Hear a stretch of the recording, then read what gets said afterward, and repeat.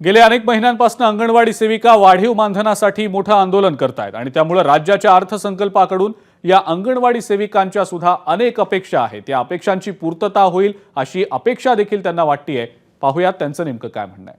माझ्यासोबत अंगणवाडी सेविका आहेत। खरं तर गेल्या अनेक महिन्यांपासून अंगणवाडी सेविका आंदोलन करतायत आणि अर्थमंत्र्यांकडून त्यांना अपेक्षा आहे की या बजेटमधनं त्यांना काहीतरी मिळेल। काय नेमकी मागणी आहे आणि त्या बजेटमधनं काय अपेक्षा आहेत तुम्हाला?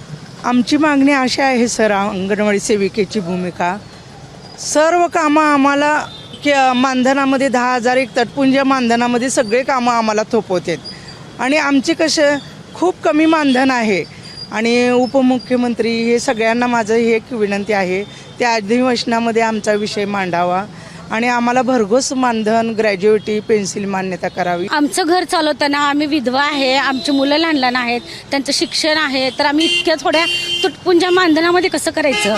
आम्हाला इतकं म्हणजे रडू आल्यासारखं होते की सरकारने आमचा विचार करावा।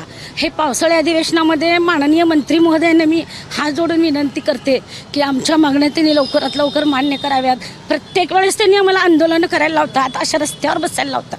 अंगणवाडी सेविका आहेत, 10,500 रुपये मानधनावरती महिनाभर काम करतात। 365 दिवस सेवेत असणाऱ्या अंगणवाडी महिला ज्या आहेत ते आता मानधन वाढवण्यासाठी या अर्थसंकल्पाकडे नजरा लावून आहेत। कॅमेरा पर्सन युगलजीसह आफताब शेख, एबीपी माझा, सोलापूर। एबीपी माझा, उघडा डोळे बघा नीट।